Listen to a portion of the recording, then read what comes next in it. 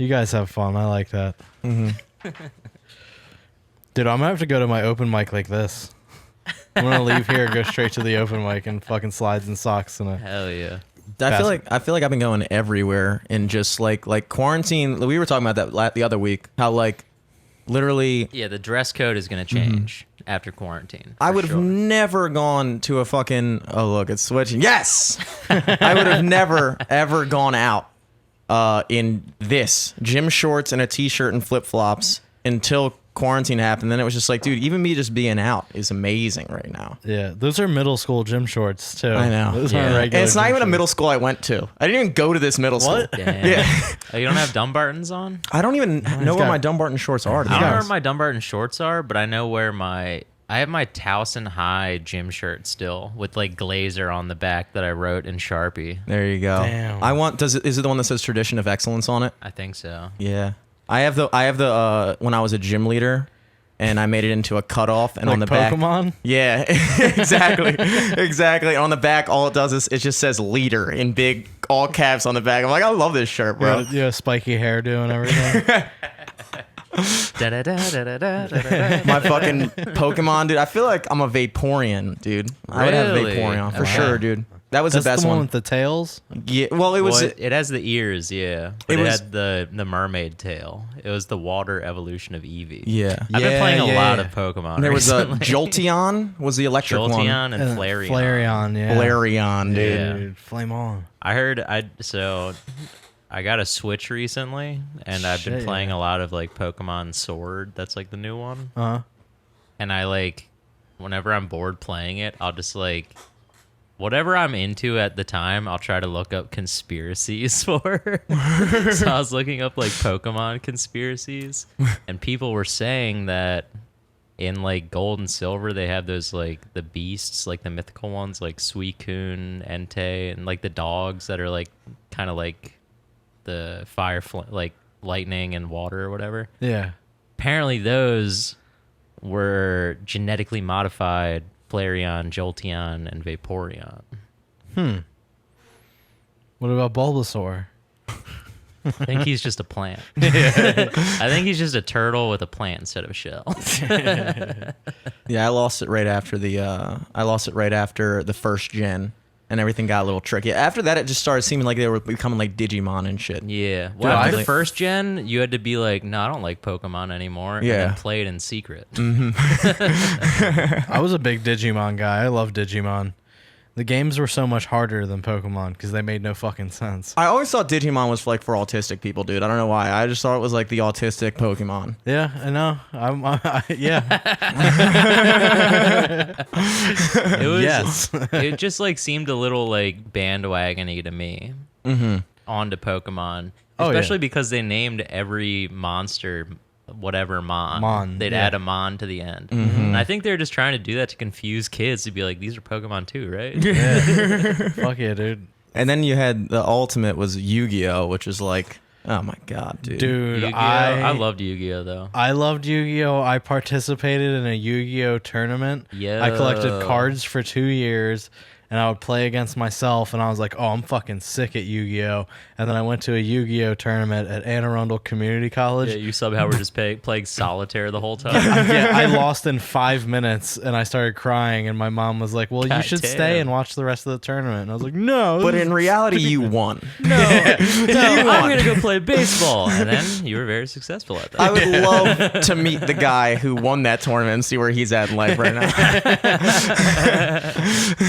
Yeah, he probably had like a botched circumcision or something. That was got like his 3 whole driving force behind everything. He's got 3 dick holes.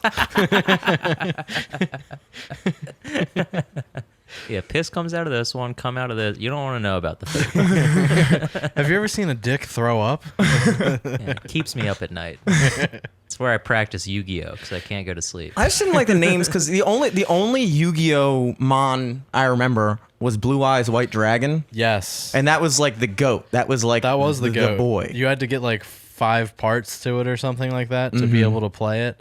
But it's like the name is like, what the hell kind of name is that for a thing? It sounds like a porn. Yeah, I know. Like, It's why, sick though. why don't you call it like Charizard or something, dude? Charizard. I remember. You remember those like anime music videos they used to have? Like they the probably still Gorillaz? have them now. Yeah, kind of. Well, like no, they'd like take anime clips and put them to music videos. And I remember there was one that they put Blue Eyes White Dragon to Behind Blue Eyes, and I was like, okay, I'll watch this. I don't remember that, but I do want to see that. Dude, it was touching. Oh my god, nobody knows what it's like to be Blue Eyes White Dragon. No one knows what it's like to a be dragon. autistic. No one knows what it's like to count matchsticks. Oh, speak, I thought you were gonna bring up Magic. Magic cards was another Magic one, cards. dude. Magic was like on a sub level of nerd Magic. from Yu-Gi-Oh. Like Yeah. Magic the Gathering. Oh, okay. Yeah, I don't. Yeah, that was more like if That's like you're Dungeons into like and Dragons. figurines and shit. That was Yeah. your card game Yeah. for sure. Yeah. That's like Dungeons and Dragons and the other thing, right? Pathfinder or whatever. Yeah, but that was Yeah. like that's like the tier because everybody has like their introductory like everybody liked Dragon Ball Z Yeah. because that was like the gateway anime. You know, like you would watch anime, you would think you would watch anime because technically Dragon Ball Z was anime, but then then when people started getting like more deep into it, they're like, oh, Yu Yu Hakusho, Tenchi Muyo, Trigun, and you're like, all right, now it's getting a little fucking obscure. And then at that young age, I made that decision. I was like, okay, I am not a nerd. I just know that. I know that. And so like Pokemon is my entry level like card game. I'm not going any deeper than that. Right. That's where it stops for me. Well, I feel the same. also never even really played. I just like collected the cards because like I didn't even know how to play the card game. Yeah. it was like very fucking like Because it was like I think it was like Magic where you needed to like get like points or like yeah. You're talking about water or Pokemon? fire or shit, so you can use Yu-Gi-Oh. the moves and shit. No, Yu-Gi-Oh. I'm talking about Yu-Gi-Oh or You have, like, Pokemon 5 now. Yeah. Oh, I thought you were talking about Yu-Gi-Oh. Well, so. Yu-Gi-Oh, they had like traps and shit. I knew how to play Yu-Gi-Oh because like one of my cousins played it, and I remember like we had to move stuff at our grandma's house one time, and I was like, "Don't worry, guys, I'll keep our cousin busy. I'll play cards with him." And I was like, "I'll get to play my cousin in Yu-Gi-Oh. This is so fun! Like, I got a Dark Magician. I'm gonna fucking beat him." Did you have the fucking wrist thing? I did. Yeah. I never got to no. use it though because I never wanted to look like a fucking idiot. Oh my god, dude. Like an idiot? You mean a fucking boss? Fucking slapping them shits out of the fucking wrist launcher, dude? Dude, it would have been. I mean, I just remember like doing that. Yeah. That's like It a would nerd fucking slingshot. dude. It was like the introduction to swords for me. That's like a nerd slingshot. Yeah, it was. Are it was those pretty sick. Pokemon cards worth anything though? Because I remember saving. I had like all of them saved. I had like a little Pokemon binder. that I- Holographic I think- Charizard, dude. Yeah, I think they still have are- one. I had one, but I think my mom made me give all my Pokemon cards to like my younger cousins, and I was so pissed off. I'm like, Mom, this is worth like. Because looking back now, 40 yeah, bucks. like I think Charizard's like $100. I had like a Dark Blastoise or some bullshit that's worth like $90 now. If I had them all, I probably have like $1,000. I you got would the have only caught them all. God damn, I didn't catch them all. I think I did catch most of them. I would buy like I one spent of those. like $500. Yeah, I would buy think like I got every, most of them. every time I go to the store with my mom, they had like the Pokemon cards and the little like I remember it was like this little like foil wrapper that had like 5 cards and you Yeah. would pick them up at a store and they would always be like the lamest ones. You get like Yeah. a fucking like Diglett. Dude, Great, I dude, used thanks. to. There was a card store in Severna Park called Front Row Sports that I used to make my mom take me to every Saturday or Sunday, and I would get a whole bunch of different fucking pack, like because they had like the different packs too. There was like the silver one, and the green one, and the red Yeah. one, and all that Yeah. shit. And I would get one of each. Where was the card store in Towson? There was a card So store. It was Legends. Legends. Was it was in the mall for a while. It was like it moved around the mall. I remember it was like for a long time it was down by like like where TGI Fridays is at Towson Mall. Okay. Yeah. You like go into the mall through that entrance behind there. It used to be like there. I always thought and it was then- like by like where the Wells Fargo is now, like by like the Kent across the street from the Kent. So after the mall, it moved there. Okay. It moved there after the mall, and then it just like went out of business because who's buying those cards anymore? You know. Yeah. Did you No guys way. have the holographic Mew that you got from the Japanese? That was a From big the thing. movie. It's Yeah, like, the dude, you movie. get like the fucking holographic. That's one thing, but you get the Japanese You get the holographic, ancient Mew. ancient Mew. I remember that was like the one time in my That like life. came with the movie ticket. Yeah, right? it came with the movie. It was Yeah. so my grandma did a lot of like traveling with her like church when I was into Pokemon. So like anytime she went out of the country, she would like pick me up a pack of Pokemon cards from like.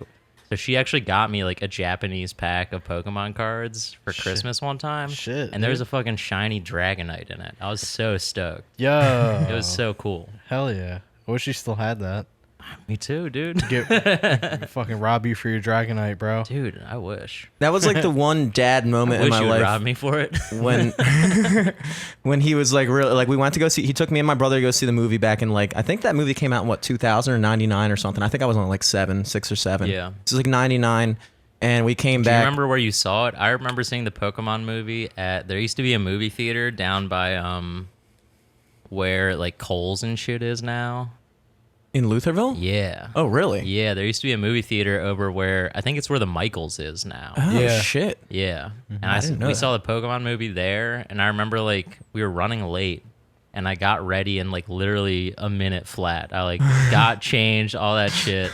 And then my parents the entire way, they're like, "Oh, you can't get ready that fast in the morning for school, huh? Wow, You can dude. do it and go to the Pokemon movie, but you can't do that in the morning." You guys don't even fucking know. Yeah, I was like, This is bigger than school. This is bigger than life. yeah. This is fucking Ash Ketchum. You don't understand. See, I saw it. My brother, tell me what, are you fighting for? Dude, that was a sad scene, bro. I remember I saw it with my dad and my brother at Towson Commons, actually. And my dad hated going anywhere in Towson. That's why I Yeah. played football for LTRC, which is why I'm surprised, because your family was on always the Towson family. Yeah, you guys were in the TRC, dude. Towson Boy Scouts Towson troops. Rec. And I was always in the Lutherville Boy Scouts troops. But we went to see Towson Commons. We came back, and my brother and I each had our Japanese holographic ancient Mew.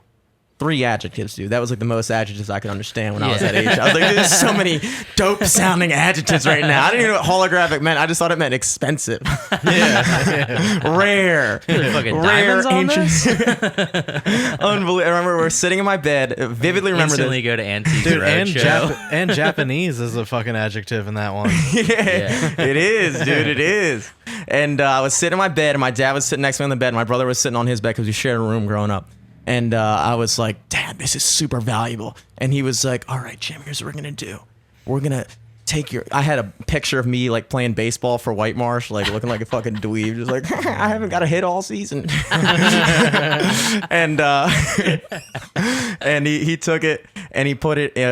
put it behind the picture frame, like, in the picture frame, and mounted it up. And I was like, Dad, nobody can know that's where he hit it. And he was like... And, like, we lived in row homes, so, like, whenever we would talk loud, we had this, like, really weird neighbor, Mr. Dave, and he still lives next door to this day. And he could always hear us through the walls and shit like that. So he was like, make sure Mr. Dave doesn't hear where you hid the Mew. And so he like, yeah, he was like, oh yeah, good idea, Jim. Hide it under your bed. Oh god, dude. But little did I and he know that it was behind the baseball thing. I was like, that was cool. Dude, did Mr. Dave touch you? It sounds like Mr. he- Dave might Through have the been wall, a creep. dude. Yeah. He chased me. He did like tackle me one time. I was That's not what I meant, but yeah. we would always play basketball, and I had a basketball hoop in my backyard where all the neighborhood kids would come and play basketball, which is dumb because I've never got good at, like, I am the worst person at basketball that you'll ever meet in your life. I'm so fucking bad, and it's Yeah. ridiculous. I'm like 6'2", you would think, like, and I played sports, and you would think like I would at least be like passable at basketball. I'm awful. I'm like a girl at basketball. No Wow. offense to girl. I'm worse than a good girl at basketball, dude. And we would always, and he would say, I don't want anybody playing basketball past 6:30, past dinner. And one day we were playing past like 6:35, and he came out and chased us down the alley and like got me at the bottom of the alley, grabbed the basketball by my hands and stabbed it with a knife What? and popped my basketball. Dude, fuck Mr. Dave, dude. Yeah, dude, he was Also, a it's wild. like, what the fuck? Why are you putting a limit on my fun? I know, You're not dude. even my You're dad. not even my dad. Yeah. I know. I know. Mr. Dave fucking It's wants also to be a like dad. sound curfews usually are at like 11. Yeah, what kind of How loud curfew is is a fucking 6:30? 6:30 basketball Did game? Mr. Dave have kids? No, he was a perpetually single man who was just like kind of like. Have you ever seen the movie As Good as It Gets, starring No. Jack Nicholson? Maybe. It was on Netflix for a while, and I just watched it like I want to say 2 months ago. And Jack Nicholson plays this like very like OCD neurotic dude who's like very antisocial and like just sucks with people. And that's what Mr. Dave was. Oh, okay. He was just like one of those dudes where like my dad like hated him, but also he was like, Mr. Dave's a fucking freak. So Yeah. like, you know, it's like Yeah. if any normal human being would have chased his 8-year-old son down the alley and popped the ball, he would have like freaked out. But he was just like, well, Jim, you know, should have stopped at 6:30, I guess. I don't know. He's a fucking lunatic. Listen, Jim, I'm afraid of him too. So He we obviously just got to listen to his demands. he's got a lot of knives and very good ears. So I can't. Obviously, he isn't afraid to tackle a child. He so- was he was Just be wild. careful. He was a weird scene. Like he would like my mom would go grocery shopping and like one time like I would mow his lawn and then I yeah, forgot. yeah, He's like in love with Jimmy's mom. yeah, he had like log books of like what we bought for groceries. So like one time my dad was in there like doing some type of job or something like that. Like my dad's a painter, with, Yeah. like walls and shit like that. Yeah. And he found like a log book that said like Irene bought 2 gallons of Tide detergent this week, which is strange because normally it takes them about a month to go through one. Yeah. And it was like I he wonder would just who's been shitting their pants in the Selesky household. it's just like you see think- that stuff and you're just like, he's just a freak. I think Jimmy has become afraid of me. There's been an uptick in wet wipes and Tide detergent pickups. Dude, I want to know what your mom looks like now. My mom was a babe back in the day. I know that sounds weird, but she was. How she about was, now? I mean, she looks like a 60-year-old woman. Like, you know, what do we say? I mean, my mom was a babe too. She had big old titties. Like if I were to show you like my mom and dad's high school prom picture, they went to senior prom together. Yo. And my mom was like gorgeous. Your parents are some stay-togethers? Yeah, they were like each other's first people that dated each other. I'm actually gonna pull this up. That's for the boys. really cool. Yeah. I admire that Yeah. a lot.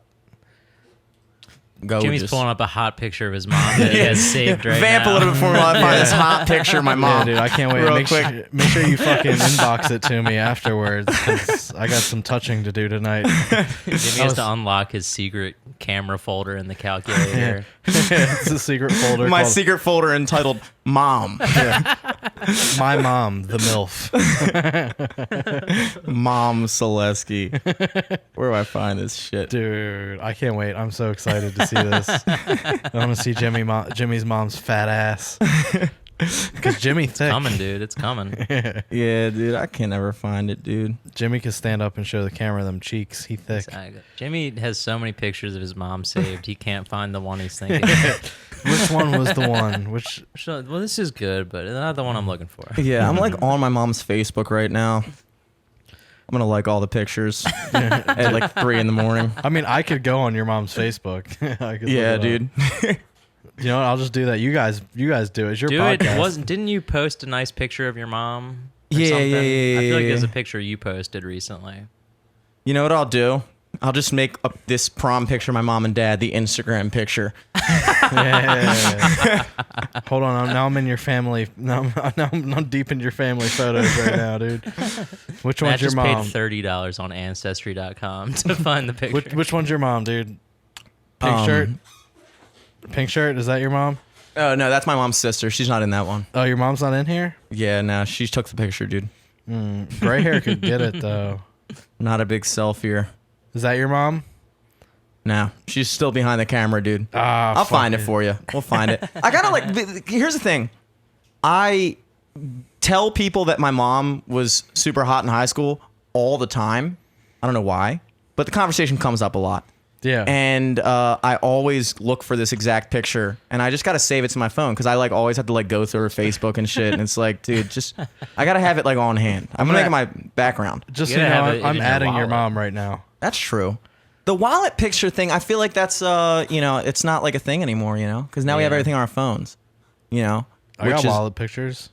It's very old school though, you know. Yeah. To have pictures in a wallet. Yeah. Like but then again, when I was working at Seasons, there was this girl who worked there who had like a picture of her boyfriend like on her like phone case, and I was like, that's kind of crazy. Like you could just like put it on your phone. Yeah. Yeah.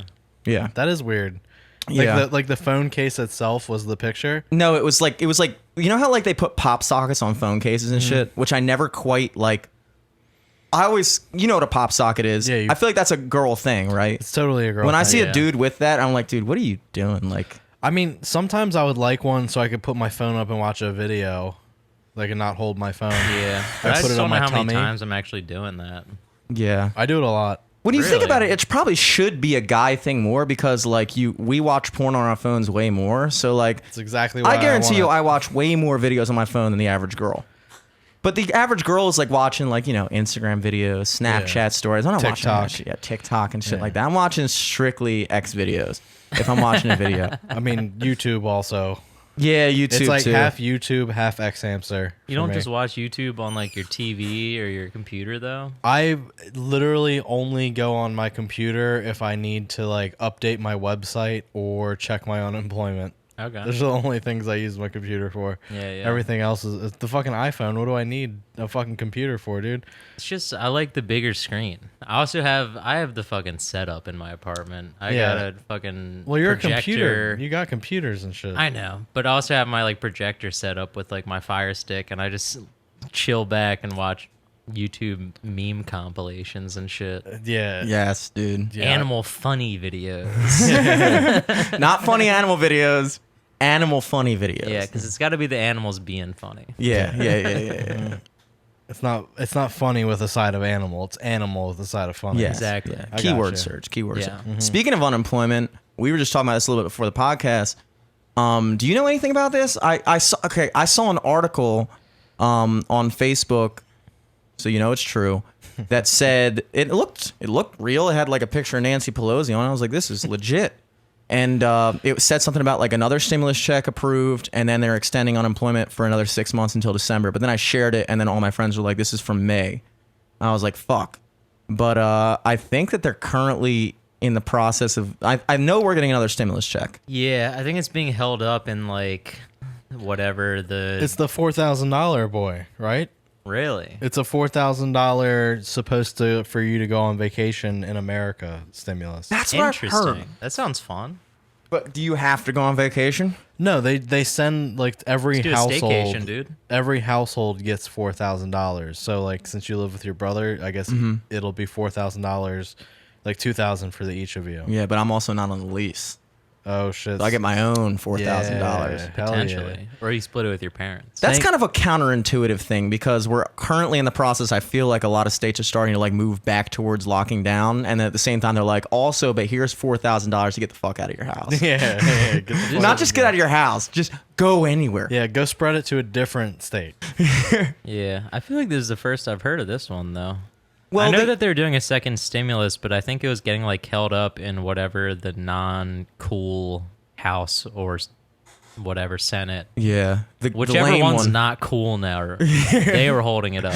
Yeah, dude, whichever one, dude. It's got to be the house. The house is never. No, I cool. feel like the House is considered in popular culture to be the cool one. Who's the Speaker of the House? Nancy Pelosi. Oh well, the House is not cool. House is not cool. The House is not cool at all. But dude. the leader of the Senate is Mitch McConnell, which is another Which is very not uncool. cool. very not Yeah. cool. Very not cool. You got the dude. two least cool people. Yeah, but Yeah. at least Mitch McConnell doesn't try to act cool. Yeah, he Nancy does- Pelosi's always trying to act cool. That is the one thing I will say when it comes to Democrats and Republicans is the Democrats, they're not cool as well. Yeah. But they try to act like they're cool. Yeah. Like it's like you look at Nancy Pelosi, like you're not cool. Have you seen the Dave Chappelle Mark Twain award thing? Yeah, Yes. dude, With- she's in there. When she's like interacting with Tiffany Haddish, it's She's like, oh, you're such a cute little thing. yeah, it's and like very like I'm talking to my slave right yeah, now. it's kinda- fucked up. it- It's y- super fucked up. Her and her husband are both like, "Ooh, can we touch?" Well, and they're just like touch- inserting themselves into the film essentially. Yeah. But and like no one knows who the fuck they are. No one cares who Yeah. they are. Oh, you're the lady They're not that supposed did to the- be there. Yeah. Like who,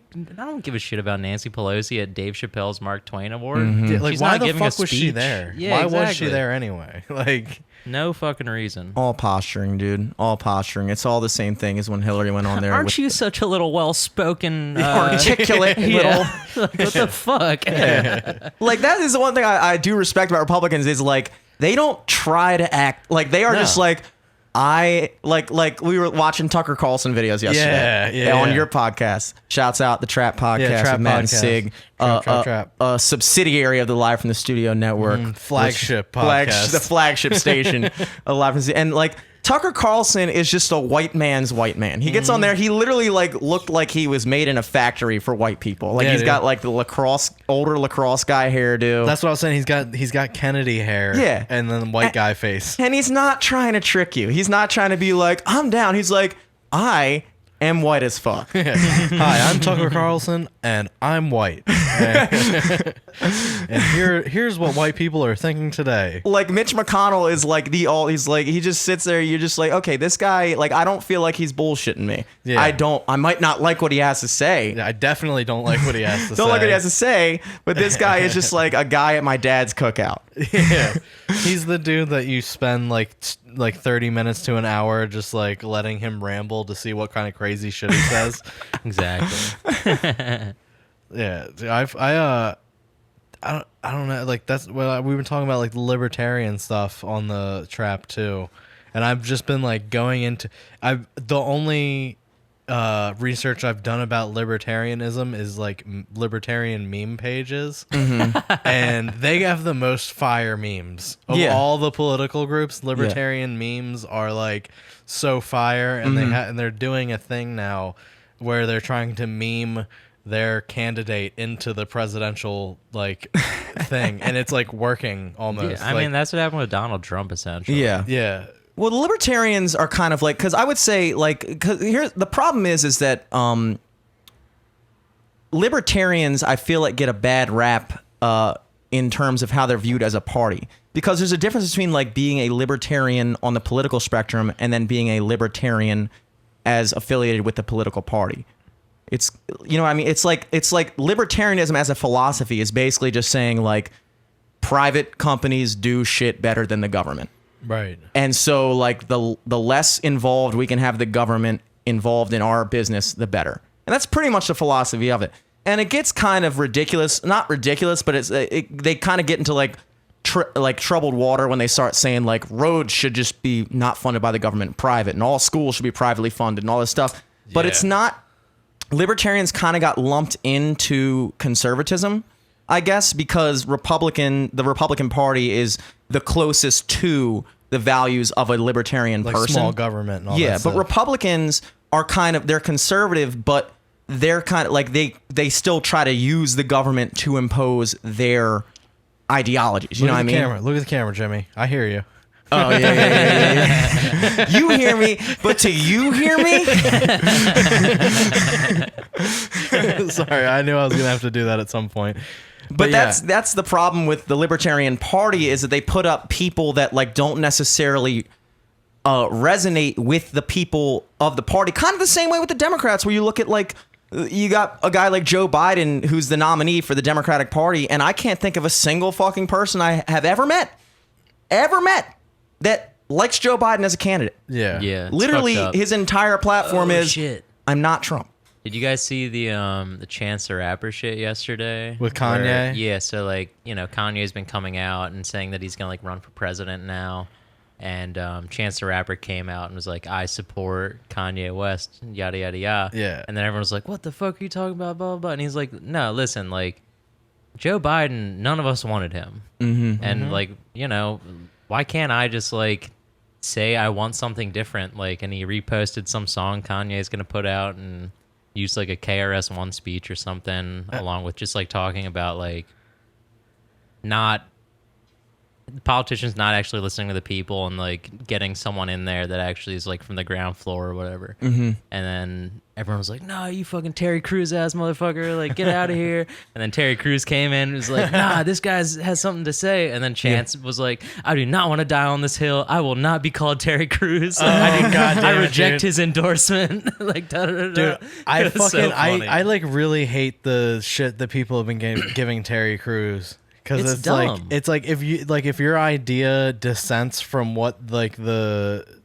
mean I'm just like Black Lives Matter, their whole like genre, like if it comes off any type of like not what they're saying. Well, also it's weird because like Terry attack. Crews is essentially like a victim still Dude. from like his Yeah. like sexual harassment that he like Yeah. endured or whatever, and then like He was like the first male Me Too to happen. And Which is then why I now became people so are like jacked. turning on and being like, "You pussy, you're white. Get the fuck out of here." Yeah, Uncle House Terry. boy, da, da, da. Yeah. yeah, and like it's just weird because like since I guess that's not really talked about as much anymore. Like he's lost his like victimhood, and now Yeah. he's like open game again. Like he's a reverse fucking Monica Lewinsky, dude. Monica Lewinsky now is like a very like feminist icon. Yeah, they had that whole documentary about her Yeah, yeah. on a fucking TLC or whatever. Well, the That's reason why, hot, dude. Dude, yeah, dude, I was watching. I was like, that sounds dope. dude, she got a fucking Wait, cigar. Dan, so wait, what'd you do under that desk? Bill Clinton was like, "Hey, Anwar Sadat, you want to see something cool?" Yeah. And he brought fucking Monica Lewinsky over. I'm gonna need a shoved little bit cigar more in her detail. How long did you practice that? A little more detail. Okay. The problem is that you have a guy, okay, like Kanye West, and Kanye West came out before as a Trump supporter, and there are arguments to be made that he's just like doing that just to like cause a rift or whatever. And I think a lot of the speculation with him announcing his candidacy for presidency, which I don't even know to take seriously. Like, is he really actually running for president? I think the plan in the long run is for a 2020 or 2024 like full run for Kanye presidency. and The Rock. I don't know if Rock would be his running mate or whatever, but like I think he's doing this now because people laughed at him a while ago for like the 2024 shit after meeting with Trump.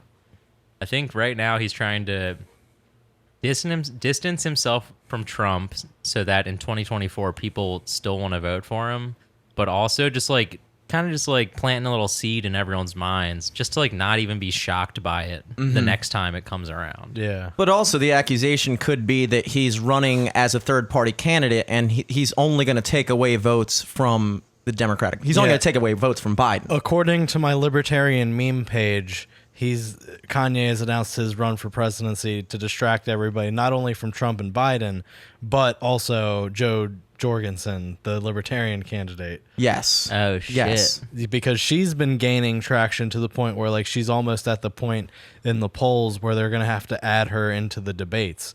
Interesting. According to I don't know what the percentages are, but apparently it's like if you have like 13 or 15% of like the total Popular vote or popular whatever. vote, then Yeah. you get included into the debates, and she's Okay. at like 10% or something. So the libertarians' I mean, theory, shit, dude. Kanye was at 2 a day after he announced. yeah, that was the libertarians thing because she was at 10 and she went to 8, and Kanye went to 2. Well, people get mad because, and it was the same thing when Howard Schultz, the guy who like ran Starbucks, remember that he was talking about running for president as an independent, like Yeah. 2 years ago or something like that. Maybe. And everybody was Wow. so mad because they were saying like, you piece of shit, like you're running as a third party, and you're just going to take away votes from the Democratic Party because like Trump supporters are going to vote for Trump. You know, they're not going to see another guy and be like, but like when for instance, when the Democratic Party kind of like ostracizes a guy like Bernie, and they basically like I'm not going to say they rigged the primaries this year. I don't know. They did. You know, They definitely they did. may have. They They may totally They have. did. released the coronavirus Yes. and Dude. faked all the poll numbers. But for real, like good for Bernie. He got paid off twice. Exactly. All those years of Well- standing up for civil rights, he finally got that money, dog. Yeah. he got the That money, bag, but then dude. also like he just switched all of his campaign donations instead of what happened last year or the last time around when he seceded to Hillary and then all of his donations funneled into her campaign. He was like, "Nah, I'm gonna direct all of my donations from here on out till like Black Lives Matter, civil rights campaigns, and all Hell this yeah. other shit." Like, cause he saw last time where it was like, "All right, I have this great funding base. I have these texts that'll go out maybe like once a week or whatever, and it'll raise over $1 million."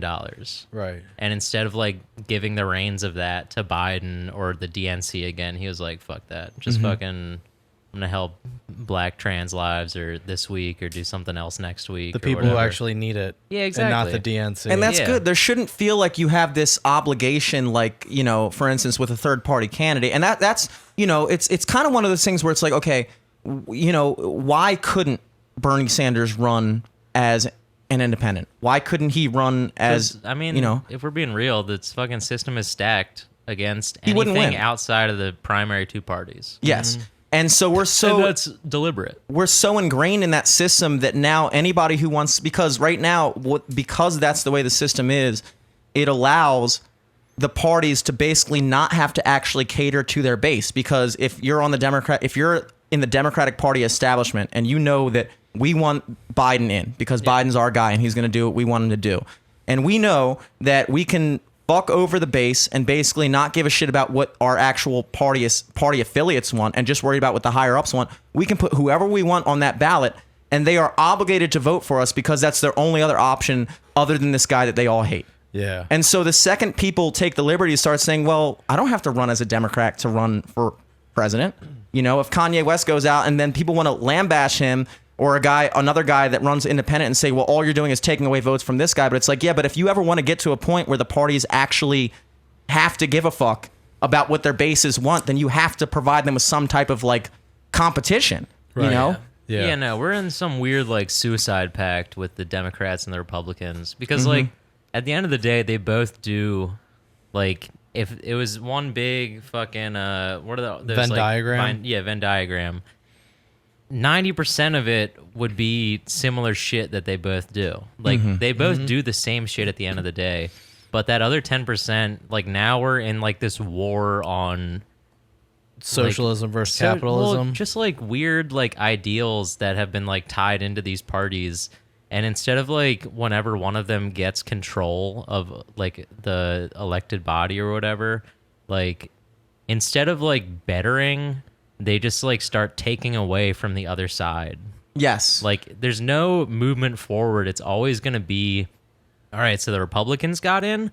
Well, let's, you know, notch off a couple of things that the Democrats did last time instead of like doing any sort of thing to move everyone forward. Yeah. And then we just get like caught in this weird like seesaw where it's like, all right, we keep changing the powers. Nothing's changing. It's just getting worse. Yeah. And there's no way out unless we actually have outside parties that like break up these weird like fucking. And even I think it should be no parties at all. Well, I even- think yeah. I don't like that because like I think I it should think be like fucking 30 parties. Well, and like, like back each in- each one has a candidate, and then they all get like 5% of the vote, That's except what- for the one that's actually like dope. that's Yeah. what it was like back like when Abraham Lincoln. You had Republicans, Democrats, Whigs, fucking like all these other Yeah. shits. Yeah. And I think like the Democrats and Republicans, that whole thing started. That was like the beginning of the division of the country. Yeah, like it was you the have to first keep, like East Coast versus West Coast feud, Yeah, dude. That was the initial thing. If you read George Washington's farewell address,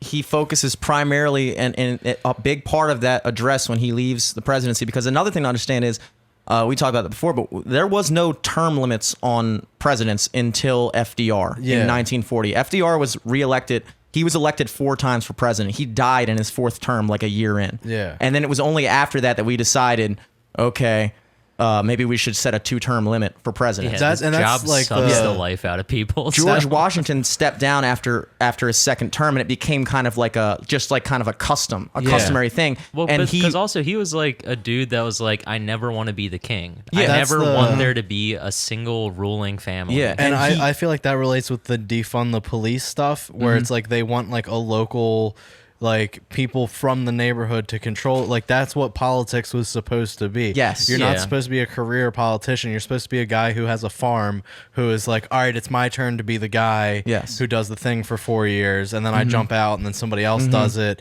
and Yeah. it's like, and then it's become because this whole thing. a guy that's a president of the United States who is the president of 330 million people, you can't have these policies that are we're gonna entertain the same policy for New York City as we are for bumfuck Wyoming. It Yeah. just doesn't make sense. Like Yeah. you can't possibly cater to your constituency as well as the mayor of bumfuck Wyoming. Yeah. To know what those people need, what those people want, and this idea, and that was the whole foundation of America in the beginning, which was the reason why we're called the United States is because before we ratified the Constitution, we were just a bunch of states which were essentially kind of like independent countries. Little countries, And yeah. the Like Europe. the only way that they ever, yes, exactly.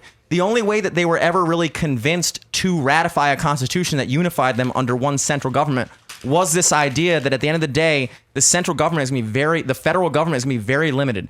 Most of the things are going to be proportioned out to the state.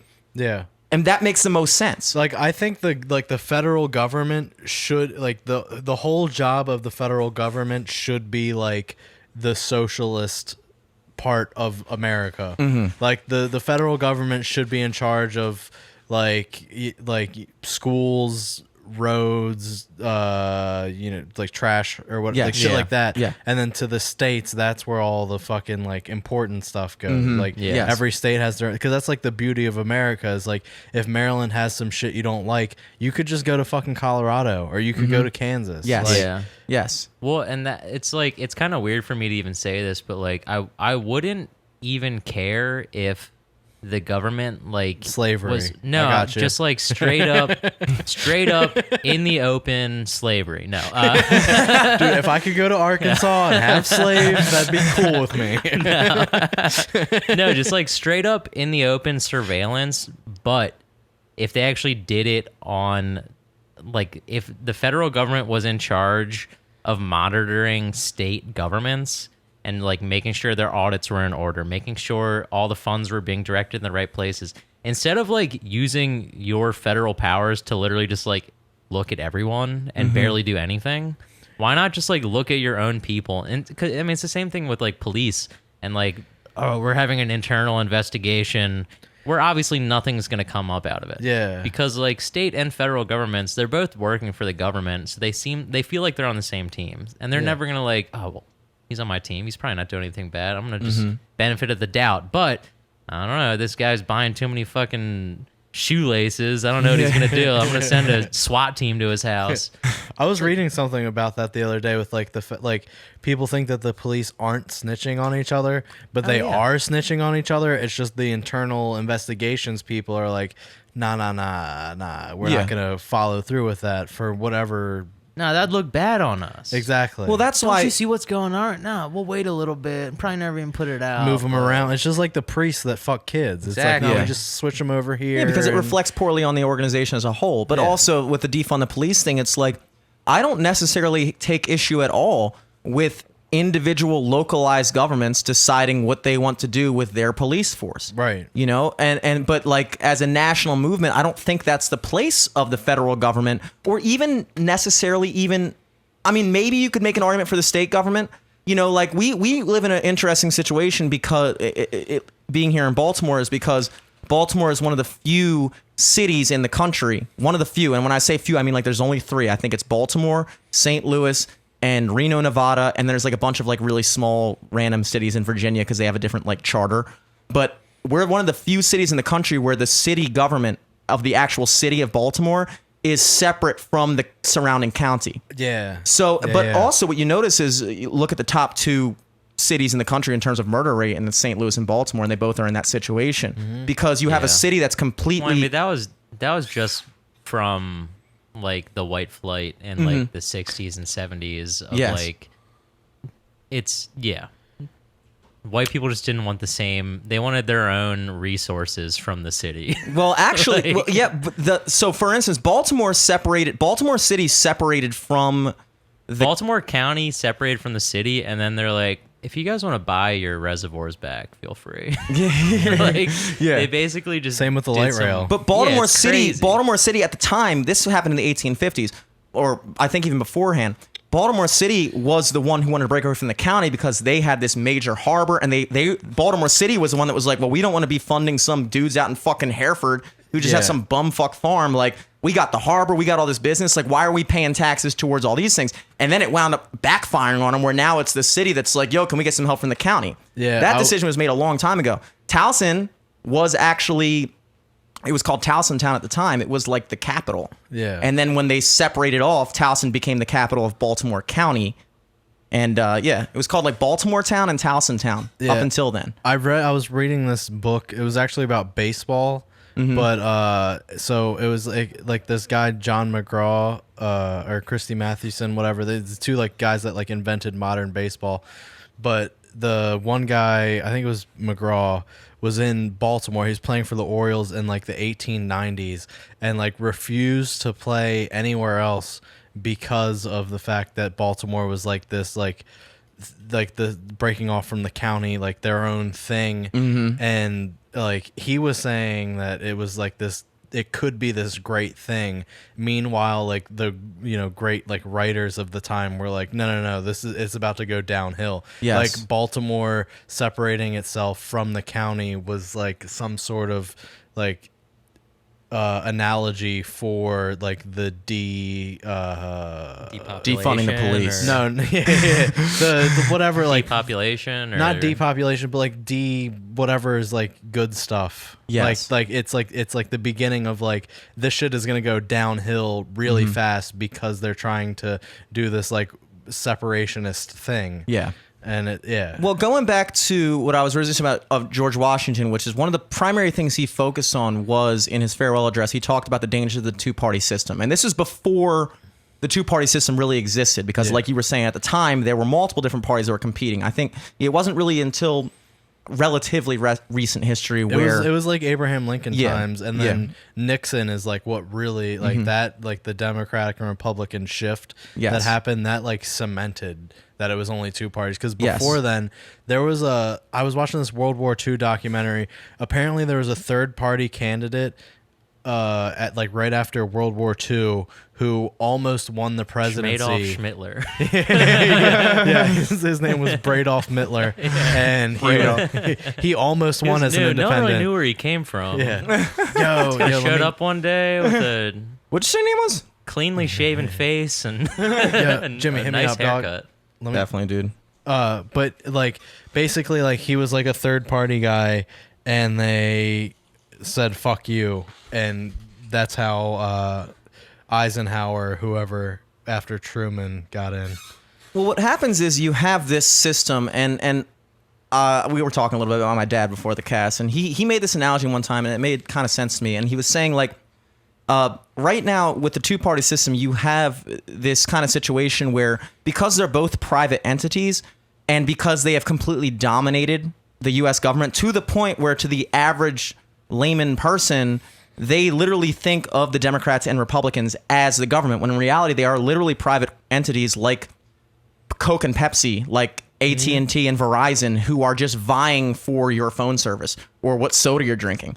Democrat and Republican, they're privately funded entities, and because they dominated it to that point, they are no longer beholden to the will of the people. It's kind of like and because they're just trying to earn points for their own side. So now instead of trying to do what's best for the American people, the Republican Party might be saying, well, now that we are in this position, now our job is to take away from whatever the Democrats are trying to do. Right. And the Democrats will do the same thing, and they'll try to take away from whatever the Republicans are doing because they're in competition with each other. It's like it's kind of, he made the analogy of like a relationship between like two divorced parents and two together parents. If you have two parents that are together and they're in love with each other and they're sticking together and they're sticking for the family, the decisions they make are for the benefit of the children. The decisions they make are whatever makes the family better off. When you have two divorced parents, then you have two people that are like, well, fuck that. I want more custody in this guy. So when I get my chance, I'm taking him to court and I'm going to fucking get 16 hours of custody. Fuck him. He can only get him on the weekends. And like, your father's a piece of shit. Fuck him. Whenever you go to his house, don't listen to anything he says. It literally is like that. And so the American people are in this situation. It's literally like the Trump at the Obama thing when he's like, I'll have your job in 4 years or whatever. Yeah.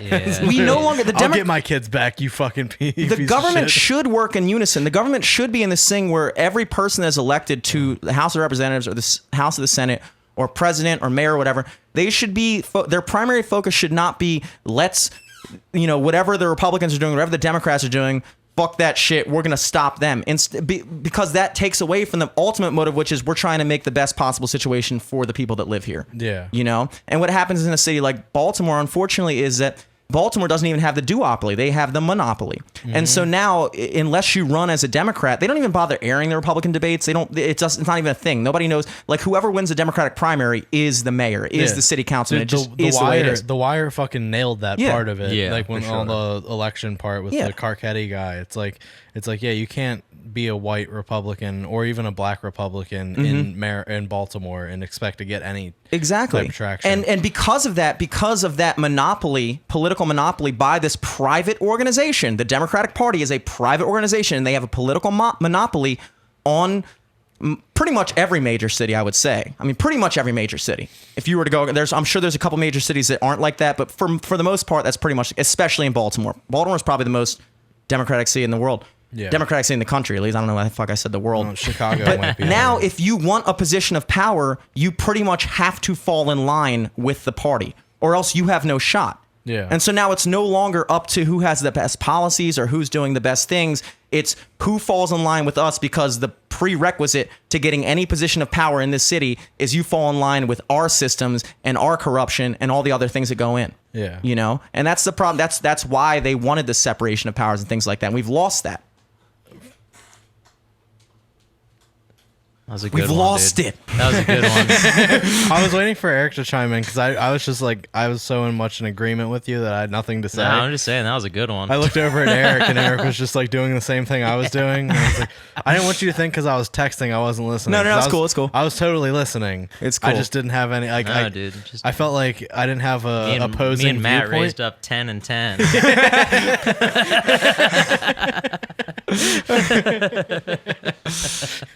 But Fucking Kush. Kush. Our Dude, fucking chairs.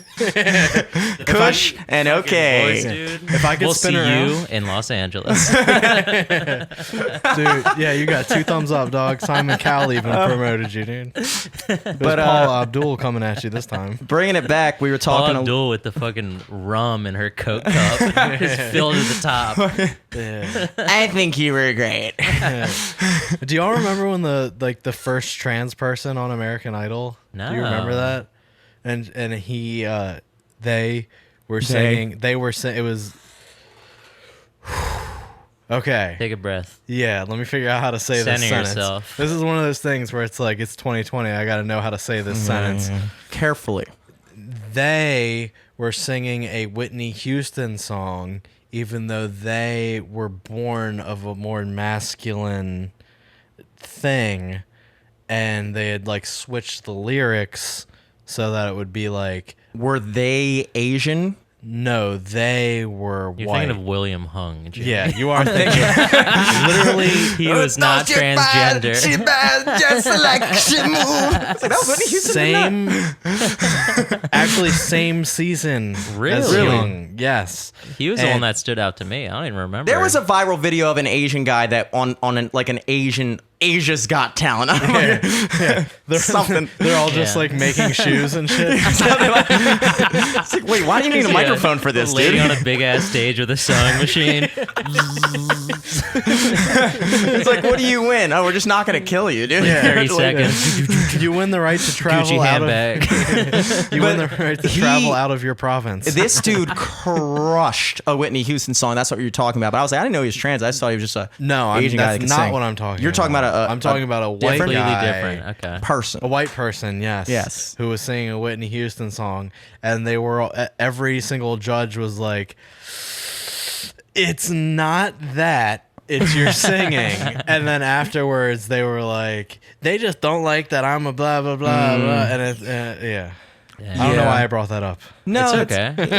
It's true because what happens is it's a weird pendulum swing of society where if you want what I would like to see is that we all get to a point of equality where we can talk and act around anyone the way we would around our closest friends. Yeah. And there's not and if you get released from a job or if you don't get selected for the next round of American Idol, that it's just like no, objectively on a merit based Yeah, so system. like that's my thing with like diversity and all that stuff is like I like diversity, yes, like there should be ladies in CEO positions and black people in CEO positions, but like you have to make like we can't just be putting people in positions because they like we need Yes.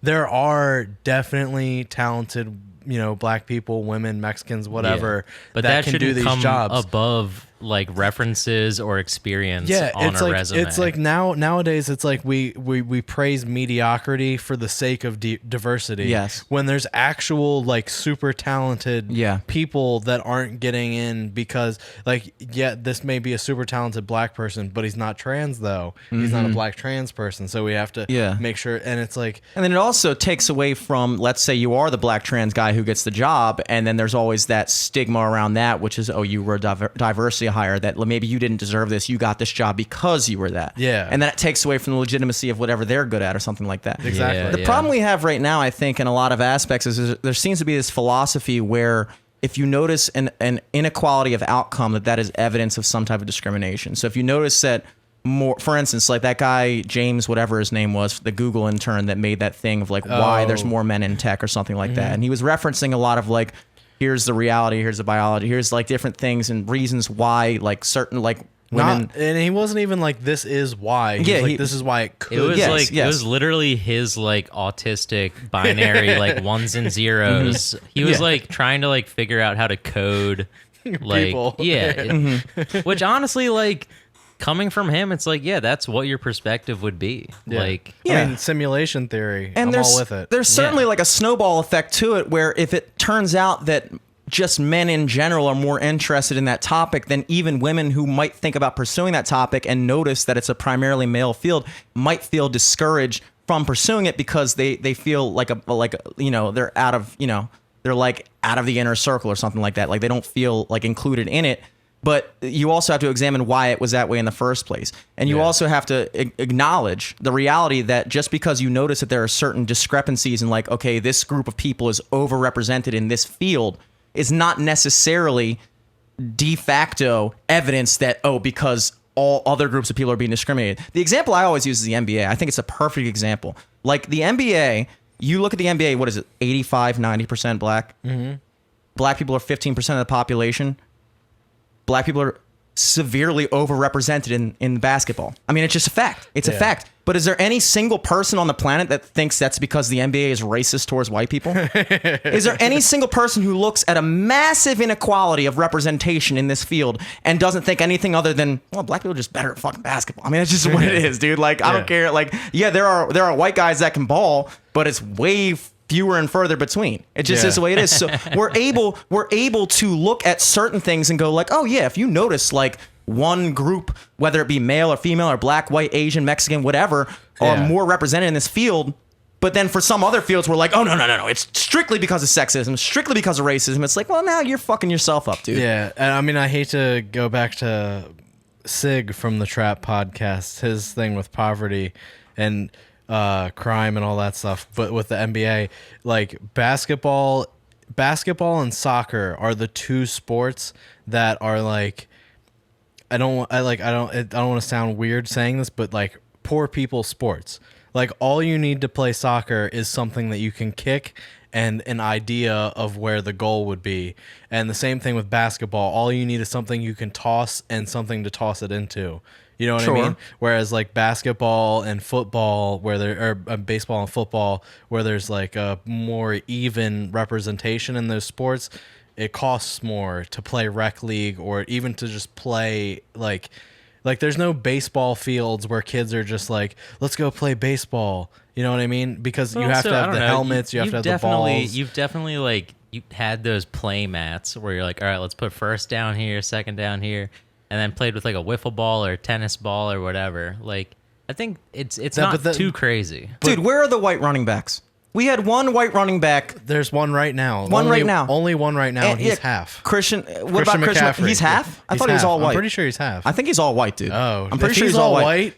Go, We had Peyton Christian Hillis McCaffrey. a while ago. We, the whites. We did it. We did it. We're back. You know, it's like when's the last time in the Olympics a fucking white guys won the 100-meter dash, dude? Right. It's like you can look at things and be like, okay, maybe this is a thing. You know, we can acknowledge it. Like maybe certain a guy from my high school actually won whatever the longest run is. He won gold. Matthew Centrowitz. He went to my high school. He won. He won gold in what? Whatever like the longest track run is. Oh, okay. Yeah. The 35. I don't know. Fucking anything. The steeplechase. Yeah, 7,500 meter Oh my dash God, Okay. or whatever. That's pretty long. There's got to be no worse sport than long distance track running. Yeah. I can understand a marathon where you're like a change of scenery, but you're running fucking 15 miles in a loop. On a loop, yeah. Yeah. That That's, loop, dude. sucks, dude. that's NASCAR, but like yuppie. It's Well, it's like NASCAR, but you actually feel the strain on your body. Yeah. Dude, speaking of yuppies, so when I went camping this weekend, I didn't talk about this on the trap, but so like it's like the campground was a bunch of yuppies and like I have course. me with my long hair and my girlfriend. Well, you she's- look semi-yuppie. Yeah, No. you could Until be a you granola. talk. Until you talk, you look yuppie. No.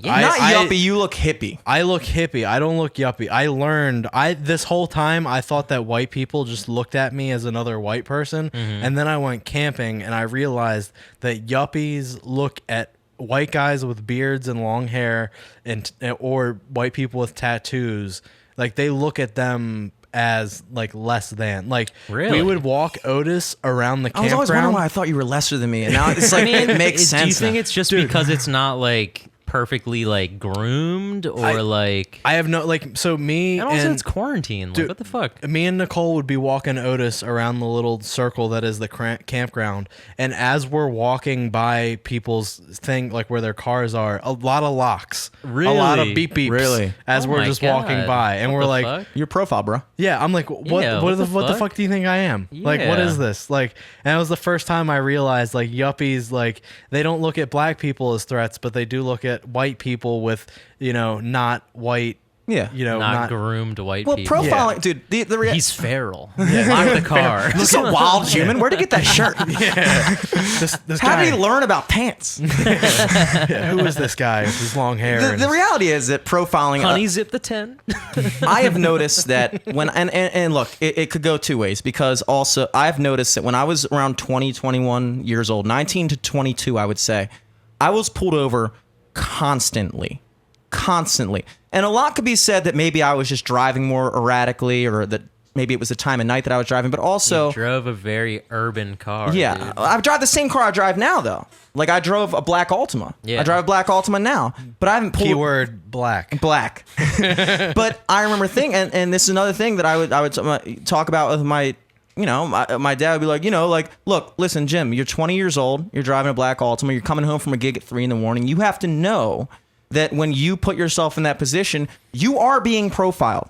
When they see a young guy driving down the road in this type of car at 3 a.m, if they can get you on being 11 miles over to pull you over and see if you have any drugs in the car, because they know it's not necessary. You're not being pulled over because they wouldn't have necessarily pulled over a 45-year-old man who happens to be going 11 over, because they're going, okay, this guy's just going 11 over. But if they see a 20-year-old dude in there, they're like, this guy might probably have some weed in the glove compartment. You know, Yeah. we could probably trick him into letting us search the car. And it's like, you are constantly being profiled. Yeah, when I first started doing comedy when I was like 20, well, I was 19 when I started, but I lived in Park Heights, well, like just outside of Park Heights in Pikesville, in Jewtown. Yeah, you But, were like, doing the Jewish thing. driving through Park Heights on the way home from shows. I would get pulled over like constantly because it's like, what is this white guy What doing? are you doing here? Yeah, it's like a Jewish cop coming up to me. Slade Avenue's that way, buddy. Are you looking for old courts? Because you're awfully, yeah. Do you need help finding your way home? But I yeah, love Eric's Jew impression. let me Very ambiguous. Let me hear some more. Do some more. That's how it's not racist. That's how I get away with it. I could be Italian. I could be Jewish. I could be Yeah. Borat, dude. Who knows? Dude, oh, I fucking love. That's a timeless ass movie, dude. Oh, yeah. Fucking Borat. I watched that the other week. Still fucking. It holds up. It holds up. Yeah. Yeah. It holds up. And also, He got, who is Trump's lawyer? He's like writing a tell-all book now or whatever.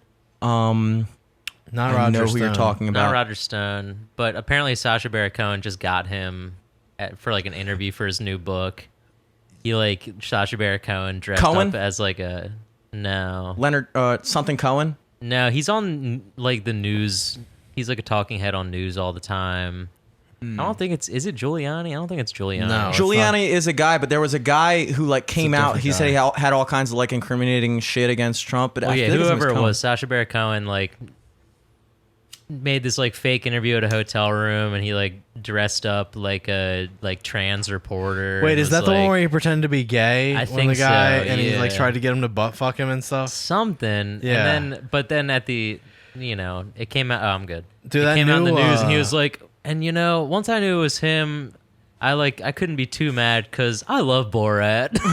Like that's one of my favorite movies. That show he did on Showtime a couple years ago, that Sacha Baron Cohen did, Yeah, was like yeah, This yeah. Is America or whatever. I still need to watch most of that. Dude, that was one of like the best thing because he got he got the Democrats, he got the Republicans, and he got the Yeah. people in between. Exactly. And it just exposed everybody's bullshit. And But that's what you need, like in comedy. Like it's kind of weird how like comedy has gotten so like political because like I loved comedy always because it was like the guy from the outside like watching and laughing at all of the dumb shit everyone does on each side. That's what was beautiful about George Carlin. Yeah. Was that he like nowadays if you look at what George Carlin said, he would be profiled as a Republican. Oh, for sure. But he was really super like he was more of an anarchist than a Especially Republican. for like the time he was doing it. Yeah, if you read Napalm and Silly Putty, his book, it's like it was released in 2001 before 9/11 and there's so much I read it while I was camping. That's the only reason I'm talking about it right now. But I it's say, dude, I can't imagine you reading. I actually read a lot. Really, I don't read at all. I I'm a fucking read idiot. I read I project that onto everyone. Profiled I know. him. yeah, you profiled me, dude. Yeah, I love reading. I saw the beard. yeah. My inner yuppie white was like, this guy probably doesn't fucking read. Reading is my shit. Like I love YouTube videos and Yeah, everything. dude, because you're watching everything on your tiny little screen. Yeah. A book, you're like, this is like a flat screen TV. yeah, I'll With also no read pictures. I also read, Or words. Yeah. But like in that book, he talks like he in Napalm and Silly Putty. There's like a whole chapter about like American bullshit and like what like basically how all of politics is bullshit, and he explains why the Republicans are bullshit and why the Democrats are bullshit. But because he would use the N-word certain times, people would label him as a Republican because it's like, look what he's saying. But it's Look, really he's like saying the N-word in public. A Democrat would never do that. Yes. exactly. Yes. Do you remember the bit where he called Chris Rock and Richard Pryor the N-word? No, I don't Where remember that. he goes, people are complaining about how much they say the N-word, and he's like, it's okay because they're. I remember that. Yes, dude. But like people like if somebody did that bit nowadays, it'd be like fucking canceled immediately. Yeah. Well, it's You know what I mean? it's the loss of context, dude, and that's what I'm talking about. It's the loss of context, and I think one of the most glaring examples of that we talked about on our illustrious Zoomcast that we did for. And I think what happened was we were doing the Zoomcast for so long that like we got spoiled with the video, and then I was like, we cannot go back to the studio until we get video because it was Exactly. just too much better. It was just too much better. And It was nice. we discussed about the Jimmy Fallon situation, how like, you know, because everybody takes this hardline stance, you know, you're either all the way this way or all the way that way, and if you're in the middle, you're on the wrong side, you know? And so you look at a guy like Jimmy Fallon who, like, you have to be able to distinguish the difference between somebody who's doing blackface, like the concept of blackface in our minstrel show is like you literally just shoe polish your fucking face with the big white lips and you dance around and you're mocking black people as a whole. And that's the whole comedic element of it, is just to point fun at an entire group of people. Yeah, Al Jolson. Versus if you have a fucking guy on Saturday Night Live who does a really good Barack Obama impression and you're going to put him up there and have him be completely fucking white, it's just like, all right, dude, like you can't like darken his skin a little bit so he can nail the impression a little bit better. Like, are we not able to see the difference between blackface and a minstrel show and somebody just doing a Chris Rock impression? Yeah, I'm waiting for the moment that the first episode of the American version of The Office gets canceled. Yeah. Where Steve Carell is doing his impression of Chris Rock doing the black people Yeah. verse. Yeah. And even Always Sunny, N-words. Always Sunny had an episode where they did it like that. And also, Oh, the Scratcher one? yeah, With yeah, the, and with it was the a calling him funny faggot? ass episode. Yeah. And also, I mean, of course, the most popular one is Tropic Thunder with Robert Downey Jr., where Yeah. he, Yeah. but the whole comedic point of that was that he was poking fun at the thing. Yeah. So he Yeah. was a white guy who was playing a black guy, but the joke was that I'm a dude disguised as another dude playing another dude. And that was, people are able to see that, but we're made to feel like we're not allowed to see that. Yeah. We're made to feel like we have to pick this side. Yeah. You're either for it or you're against it, and there's no middle ground. And that's where that is the problem with, like we were saying, the two-party shit. All of that is all Yeah. the same concept. It's Yeah. like you go to Buddhism with or I don't know if it's Buddhism or Hindu or whatever, yin and yang. Like the whole point of yin and yang is to be in the middle. Like you have yin and you have yang. You are both. And what's the most important part of the yin and yang symbol? There's a The little little white dot on the line. black side. Yeah. And there's a little black dot on the white side. Yeah. And it says that, I don't know, what it means to me is there's a little bit of something in everyone. Yeah, you can't have one without the other. Exactly. But I don't know. I think another problem with everything now too is just like we're kind of like a headline society. So like we kind of like even if you're at a comedy show and you just like kind of hear people talking, you hear it almost like a headline, and you kind of like, if you're not really into the show or if you're there trying to find something wrong with it, you'll hear the one trigger word, it'll be whatever word they say that you're offended by or whatever, and you don't even hear the context of it. Like it's a thing where the word overrides everything around it and like negates any sort of context or whatever. Yeah, dude. Yes. That's And it that's just, like like- half the reason why I do the bits where I say faggot. It's because like I'm pointing out that And like, and if we're gonna go into that bit specifically, you're not calling anyone that word. You have like this, like in that joke. Can I just like explain the thing? Yeah, So yeah. so you're washing windows. You go to this store like a Baja Fresh or whatever. Yes. And you're trying to get in to wash the windows, and you start talking to two of the guys there early, getting ready, doing all the prep work and shit, and they're Spanish or whatever. Yeah. And they're not speaking English. So you're like, hey, how do I get inside? And you start pointing at a door like, can I go in that way? And they say closet in Spanish. yeah. And you're like, yeah, I want to go in there. And then they call you the F word in Spanish. Yeah. And you're like, The M word. yeah, man. Yeah, like, I'm a faggot. I'm an F word. And you're not calling anyone that but yourself in that moment. Yeah. And it's also like kind of just you being kind of like, oh yeah, I know what everyone. I'm smart. I know everything's going on. And it's also pointing out that other cultures like they don't hate gay people, but Yeah. they just use that word because it's like Yeah. you're being this still like, joking about it. You're It's like- acting like you were saying how I'm like, yeah, I'm cool. I know what you're talking. I know what you're saying. Like that's what they're calling a faggot, is somebody who's acting Yes. like something they're not. And also, Yeah. there's this leniency that you give, and again, that is what I think is okay. I remember we were at something, we were doing something in the Hopkins neighborhood. Yeah. But essentially, that's just like that whole joke is just killing your own ego. Yeah. Yeah. Yeah. And nothing else. Like, I would there's never- no hidden message in that. Yeah, I Other would- than maybe in like 10 years when you're like, okay, guys, I need to come clean. I'm actually gay. I've been having those thoughts for real. No, but Jimmy, what were you saying? We Yeah. were it was you were there, and I think it was me, you, Liz, and I can't remember who else was with us. We were doing something in that neighborhood. It was about 2 years ago. And we went into this corner store and we were getting sandwiches, and the guy behind Oh yeah, Yeah. at University Market. Yeah. By Hopkins. Yes, and the guy behind the counter was, a I don't know what country he was from, but he was speaking Spanish, and he was like making a point of it to like speak Spanish to people only. Like I could tell, and I can speak Spanish fairly. I knew everything he was saying. Like he was fucking with this other group of dudes, like guys our age, but like went to Hopkins, and like he was like, "Tú eres americano, man. Like, tú tienes novia?" And like just fucking with me, like, "Oh, you got a girlfriend? Oh, you were gay?" Like blah blah Yeah. blah. But that was his sense of humor. Yeah. And the guy knew what he was saying, but it's like, because they understood the cultural context, I guess, he did. Like, if I would have said that, if I would have been fucking with him, like, "Were you fucking gay, dude? Oh, where's your girl? Where's your boyfriend at?" Like, something like that. Like, that would have, like, he would have held me to a different expectation than he would have held the guy behind the counter. Right. And it says to me that we understand context. We just refuse to acknowledge it. Yeah. And, I don't know. Just stuck with me. It stuck with me. Yeah, it's just that's like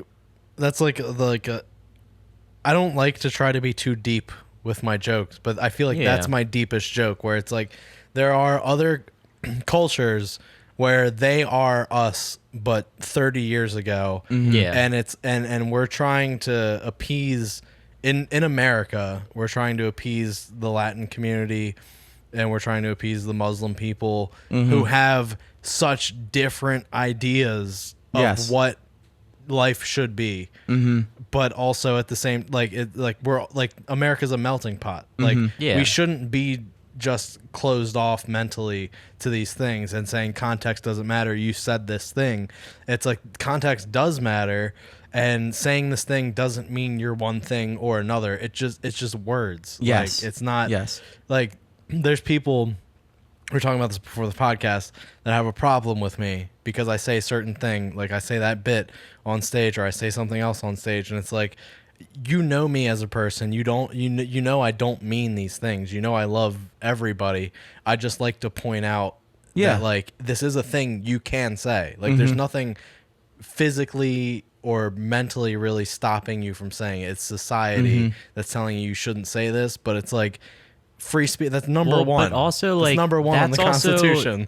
Like say and what you want. and not to sound like shitty or anything, but like that's also a part of comedy too, where it's like you're walking the line and saying something that, like, of course you wouldn't say this in regular conversation, or of course, because it's not. It's supposed to be, and I don't want to make it be like it's edgy or whatever, but it is like part of comedy is you following along with the thought process of someone else who's more creative than you. Yeah. So like Yes. you try Yeah. to follow the line and then it goes left and you don't see it coming, and that also adds to like the shock of the laugh or like whatever. That's like the number one thing with when I watch other comedians and when I watch comedy in general is as soon as somebody starts their joke, my mind immediately goes to a punchline. Where's it gonna end? Yeah. Where are they gonna go with this? And if I call it, if I see it, then I'm like, this person isn't like on that higher level. Like that's what I love Exactly. about Burr. That's what I love about Chappelle. That's what I love about all these people. Yeah, is that especially Chappelle. they take you, they start saying something and you're like, Chappelle's new the 848 thing, even though it's more social commentary than it is comedy. It's entirely so. There's still There's- some, but there's there's, a still lot some of shit. like Yeah, where some you're like- cutaways from the serious shit to be like, okay, I'm glad you had that laugh in there, or else this would have been too fucking deep. I was actually- there's parts of it where it's like he's like saying something. You're like, I know he's gonna go to, you know, like a social justicey type thing, but then he cuts it off and he's like, no, I'm just saying, you know, whatever. Well, I was actually in the back of my mind. I was actually thinking about that special. What was it? 848 or 841 or 814? 840 something. Yeah, 840 something. It was the number of times. And I think it's like 828. we were saying I'm before pretty the sure it's 840. I'm It's- pretty sure it's 840. it's 848, something. I forget. Yeah. I I'm don't pretty know. sure. And I actually watched it with you Yeah, we watched over it over on the Zoom. Zoom screen share. Eric was in his Oh. house, I was in my house, and we were just Okay. watching it on the Zoom screen. That's fun. And We did that for the CK special. Too. I said before the podcast, 846. and I said 846. Okay, we were all wrong. But we're all kind I of was right. 2 off. Fuck you guys. you guys were close. It was Price of even Right number. rules though, you were over. Yeah. And technically I was yeah. we got I won. I've said it plenty of times. I think that Dave Chappelle, Louis C.K., and Bill Burr are my personal top 3 of currently active comedians. I think they're the goats. I will say the goats of right now. Yeah. I will say that the one thing that kind of I was lingering with how I was processing that whole special afterwards was that he didn't, in my opinion, make it enough of a comedy show for me to be like, okay, you have taken this message and incorporated it into your art. It was almost like it was more so a serious show where he just threw in a fucking joke every 10 minutes or something like that. But the majority of that special that I watched was him just like being completely serious. Yeah. And it stuck with me because it was like, what I enjoy about comedy is the idea that the thing that's cool about comedy is, and I've said a billion times on this thing, which is I've always believed, and I think one of the reasons why I always gravitate towards trying to make jokes is because I've always believed that if you can make somebody laugh, you can make them listen. And comedy is an incredible way of voicing your opinion and getting everyone to relate, because if you can make it funny, if you can bring the guy on this complete side of the room along with you, just the same as you can bring that guy on the side of the room, and the punchline brings everything together, and you're basically positioning an argument in a way that unifies everybody. And it's a very powerful form of persuasion if you're Yeah. trying to get your message across. The thing that I guess didn't sit right with me about Dave Chappelle's special was that I almost thought about it as like if you were like a band, for instance, and you were like, people come and pay tickets to go see you do a concert, and then you spent the entire concert just mouthing off about political shit, and then like you played like one or two songs throughout the midst of it. What the true process of art for me would have been to take that exact same message but make it a special, you know? Right. And it was almost kind of like I didn't know how to I'm not saying I'm right, I'm just saying like what sticks with me is that he, like, in that particular special, because I think he did such a good job of it in the previous ones. Yeah. In the Bird Revelation, Equanimity, and I think he had one right after that, I think. Sticks and Stones. Yeah, Sticks and Yeah. Stones. He did such a good job of tackling all these Dude, prevalent issues. That LGBTQ joke in Sticks and Stones is like Chappelle, not Chappelle. It's like prior Carlin level, like Yeah. But it was social almost commentary and joke I thing. don't want to. I mean, like, look, it was almost hypocritical to me, that when all the issues that the trans movement was dealing with and the LGBT movement was dealing with, that they considered very serious, that he was able to find something funny in it and make a special out of it. But all of a sudden, it applied to his group, and then instead of going up and doing a comedy special about it, he took it upon himself to make it like this, like, speech, you know. Yeah. And so he didn't make it. It wasn't a. I don't consider that a comedy special. back to like context and stuff. I feel like a lot of that 846 special is like Chappelle's known for doing 3 hours on stage and shit like that, and it was a like 40-minute thing. So in my mind, I like when I was watching it, I was like, I know there's probably more jokes that he had, but he want like because of the time that this came out and like how he put it out, like he probably, I mean, you give somebody $70 million, he's got creative control Yes. over what he's putting out. Yes. Yeah. So he probably selectively edited that so that it was a 40-minute thing where there was like maybe 3 jokes in it. Yeah. But it was a lot of social commentary because he has that control now. Yes. Like, Yeah. It doesn't have to be I'm Well, also, coming like, in the I fish assume tank that's what he and- does at those 3-hour shows where he's like probably 2.5 hours of it is jokes, but Yeah. then 30 minutes is just straight up talking. There's a on YouTube. I don't remember what the name exactly of the thing is, but it's from like 2010 or something. He goes to the comic strip in New York and does a 3.5 hour set, and the whole set is on YouTube. Damn. And you get to watch him weave between jokes and talking to the crowd and just like seeing him basically like, what's going on in your mind, and let's start talking about that. And it's like one of those things where somebody says something and you think, oh, there's no way he's got something about that, but he's thought about that already. Yes. And he's got a thing, and he starts like a conversation with the audience. And I feel like 846 is probably one of those things, like it's probably a 3.5 hour thing that got edited down to 40 minutes. And so like Yeah, I didn't think about that. like he Yeah. wanted it to be that social commentary thing. Yes. Yeah, he And definitely more than the joke thing. whatever it was his final call for Yeah, sure. yeah. I totally believe that too. But also, I mean, he even addresses it in that where like, you know, this is the first time he's been on stage in a while. Yeah. I'm sure most of the jokes that he even told that night were like brand new. And it's like, I might as well cut these out, work on them, And then and the put them next out special, later. yeah. Yeah.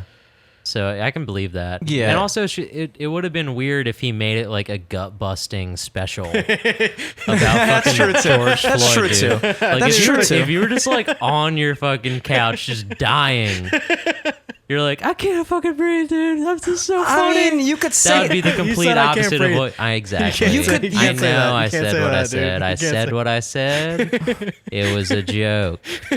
look. I agree with you in that there's a lot of, like we were talking You're about out here trying to cancel jokes now. F word, Matt. the whole time we've been talking about You're the about to get taken out at history books, dude. you're Let's already just only call him Matt now, a I footnote guess. to a footnote, but now you're just not even in the table of contents, bro. Not even in the index. Yeah, You're in the dude, not- back of the book, You dude. can't even look up. You can't even look up M or B. Yeah, you're in the fucking glossary as a faggot. We were talking the entire time beforehand about context, and it's an important thing to understand that when Dave Chappelle came out with this special, he came out with it at a time when nobody else was even doing specials. Right. And he commented Or on that. people were putting lot. them out, but they were straight up from like 3 to 6 months ago, Yeah, and from- there was like no context to anything that was going on right Yeah, now. like 2019 shit. Yeah, was yeah. coming out. But also, one of the specials that stuck out with me a lot in recent history was Louis C.K.'s most recent special. And what I thought was so powerful about that was that he didn't avoid the subject. Yeah, And it's a very serious subject to a lot of people. But he molded it into his art. like that's the thing. I haven't seen the special itself. I saw him all 4 shows he did at Magooby's, so I'm just assuming that was the special. That's the only reason I haven't watched it. Yeah. But if he did the special the same way he did that set, like the way he tackled his Me Too issues was like some of the most next level shit I've ever seen. Yes. In the fact that like he like the way he led into it was so I didn't see that coming, and then he just kind of like nails it in, like he starts beating a dead horse kind of, Yeah. and then goes into what happened. It's dude, that is the art. It's Yeah. it is like music, because music is one of those interesting things where like you can listen to a song like "Semi-Charmed Life" by Third Eye Blind. I'm bringing up songs that I do at my gigs. Classic. A classic '90s pop song. Everybody loves it. Do do do do do do do. For those that didn't know it, that song is about meth addiction. Meth, yeah, But because the beat is so catchy, you can't help but ride with it. yeah, But while you're riding with it, because the art captures you, you're also singing along the lyrics that they're putting across to you. It's the same way with comedy to me. Because it's so funny, you can't help but laugh. But while laughing, you're also following me, you know? And so if the true comedy art to me, and I admittedly did not think about what you guys said before about maybe the idea that maybe that was a 3-hour long shindig where he edited it down because he decided that he wanted it to be a more powerful social commentary piece. That's possible. yeah. It's also possible that maybe You that's can also not the case. you can also notice by the cigarette smoke. His Yeah. cigarettes, you can tell like where they cut, because it's like one sentence he has a full cigarette, next sentence it's like I'm done with the cigarette, it's gone. Like that's what I like about it, because I smoke. So I'm like, that's gonna be me. I will day. say that is probably one of the most appealing things to me about Dave Chappelle is he, and I've always loved Dave Chappelle. I really do. He's one of my favorites. And that's why I feel so bad even saying the stuff I'm saying, because I do consider him one of the greats. Yeah. Not Yeah. even just the greats of right now, like one of the greats of all time. all time, dude. You Yeah, know. he's no doubt taken over Bill Cosby's spot as number America's like, dad. 2. But also, yeah, America's.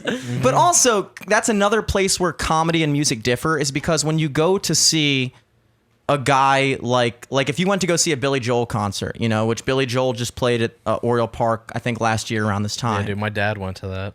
I would have loved to go to that. We were listening to Billy Joel while we were rigging up the studio last Yeah, night, last dude. night. I thought Yeah. Billy Joel's the fucking boy. And like, but when you go to see a musician, you want to go see them play the hits. You want to hear the songs that they put out in the 70s, because those are the songs that like, because music is one of those things where like you remember where you heard that song, you remember what point in life you were at when that song was popular, and it yeah. brings you back to that, and it brings you back to the emotions that it makes you feel. Yeah. With comedy, you don't want to go to a comedy show and see a comedian do his old jokes. I don't want to see Dave Chappelle do his fucking Rick James bitch shit when he comes out with his new special. Yeah, unless I you're want- Dice Clay fans. Yeah, exactly. Then you want to hear Exactly. the fucking nursery rhymes and the yeah.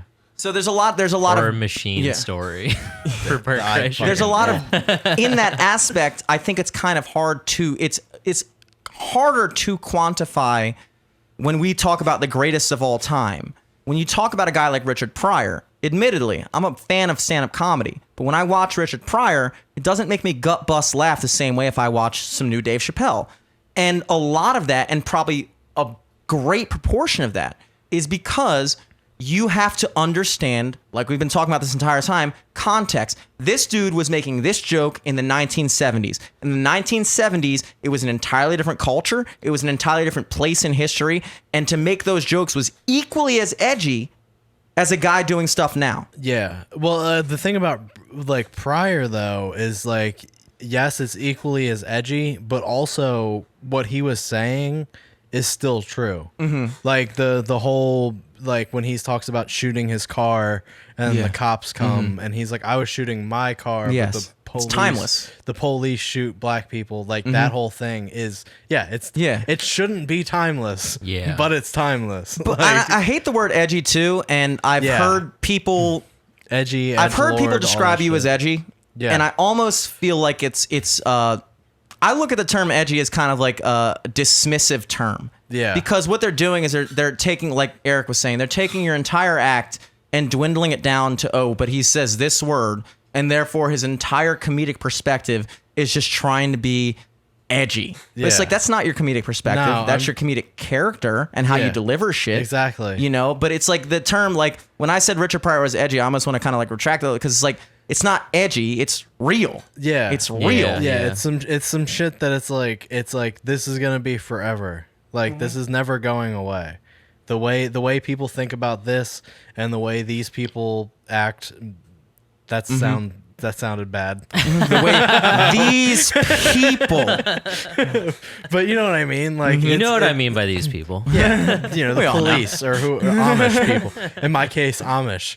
I talk about the Amish like Richard Pryor talks about the police. And they, things never change. And for if there's them. one group that I would say you fit probably the closest to, it's an Amish guy, Yeah. dude. You got an Amish look to you. Or the police. Those Or the police. Those are the two. Dude, my grandfather was the chief of police in Hyattsville for 3 years Hey. until he There you quit because he couldn't stop the cops from being racist. Jesus. He was like, I don't want any more of this. I'm going to go back to being a U.S. Marshal. I can't Yeah. fucking handle the fact that these people are beating up black people and taking their clothes and dropping them off in Southwest D.C. Yeah. The exact opposite of... Jeez. Yeah, that was some real shit. Damn. I know, it sounded very real. Yeah. Yeah. I mean, it's not funny. It's I not, know. but it's real. I'm geeking off camera right now, but now I'm serious, bro. Hold on. I'll take it off you so you can go back to being laughing. There you go. Ah! Oh, There it is. Oh. All right. Oh, Eric, take it off both ways. Oh, Jimmy, get the camera. even the mixing board rates now, Yeah. like, dude, take it easy. Oh shit. Oh fuck! am I coming I gotta go host this open mic, dog. Oh, true, for true, real? I true. gotta go spread this Oh, coronavirus, dog. Yeah, it's like fucking 7:00 already. Oh, Bang shit, bang. damn. Cameras. Real quick, just want to say this real quick. Call back to previous podcasts. Don't have to dwell on it. But I checked Chris D'Elia's Twitter today. Still has not tweeted. Really? He's not Still going to. has not He's been- said Yeah, a he's single he's in a bunker underground. He's been dropped by all of his representatives. Whitney Cummings sent him to a lawyer that could not help him, so Damn. he's stuck. Yeah. Well, I mean, released- but he also released- like I don't think there's any charges being brought up against him yet. No, because he didn't do anything that's like grooming isn't illegal. Grooming is like it's not. It's like outside the law a little Yeah, I bit. don't know. I don't know. The That's great. I haven't looked into it like Matt has. I've looked way Covering into his it. tracks. I may or may not have a 17-year-old in my history. I was tricked though. I was 17. That's another. That's just There's I there's a lot of Trickery. context. Yeah. Yeah. Yeah. Well, I mean, I think the most, the thing that they cut out of most of those messages were when he was joking around saying, like, if you're 17, I'm 17. Yeah. Why would And they that cut would that out? honestly absolve him of all crimes. It's like, well, he said he was 17. Yeah.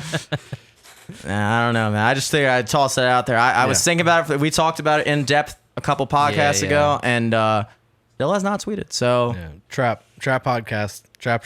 Yeah. Yeah, Trap yeah. podcast. Hey, shouts out to the Trop. I've also, this is a side note, I've changed my PlayStation name to the Trap Podcast. Nice. And I Ooh. play 2K20 all the time and whip people's asses, and I don't have my mic plugged in, so I can hear people talking, and they'll be like, damn, he got a podcast? I'm gonna listen to him now. Like today, like before I came here, before I took that shit before I yeah. came here, there's a guy who was like, man, he whipping my ass. I'm gonna listen to his podcast. I was like, yes. I sent him a message after the game. I was like, please listen. Skip the first 100. No. Listen to all of them. Yeah, Trap. You gotta, Trap. That is the Trap Podcast on everything, right? On Instagram. The Real Trap Podcast on Instagram, The Trap Podcast on Facebook, And PlayStation Network. and PlayStation Network, and then The Trap Comedy on SoundCloud, and then The Trap Podcast on everything else. Like So if you go on podcasting. Spotify, because it's the most important thing, you go on Yeah. Spotify, you go on. Are you guys on Spotify, Apple yeah, Podcasts? Spotify, Apple Podcasts, all of that. If you type in The Trap Podcast, will be the first one that comes up. Yes, and that's with Matt Brown and Sig. Anonymous Sig. Yeah, Anonymous Sig. Yeah. Until we have these videos going. Oh yeah, I was actually, you know what? I was actually thinking Gonna about that wear a today. mask, probably. Me and him had a conversation. He's past it now. Okay. He believes in the podcast more than he believes in Johns Hopkins cancer research. There you go. That's good to hear. Real. I was actually, no joke, I was thinking about this today because obviously the next step is I want all the podcasts that record here. This is an advertising plug for me. Come down to Jim's studio at 12 West Seminary.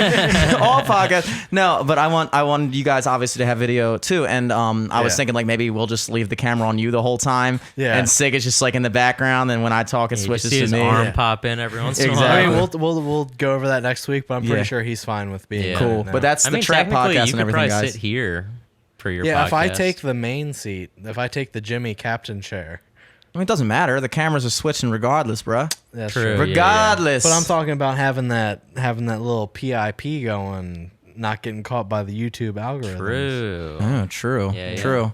Well, that's all. Well, that's something for you guys to Yeah, figure we'll out. figure that out. We'll figure that out. Behind the On air. scenes. Tune in next week while we discuss technical stuff. Next episode of Live Yeah. in Studio, episode 20 Tech. Yeah, 2 Tech. Jimmy comes in. He's like, I forgot that you recorded on your laptop, so we just couldn't do their video. That's gonna be it. Mark that because that's gonna be it. That's what's gonna happen man. next week.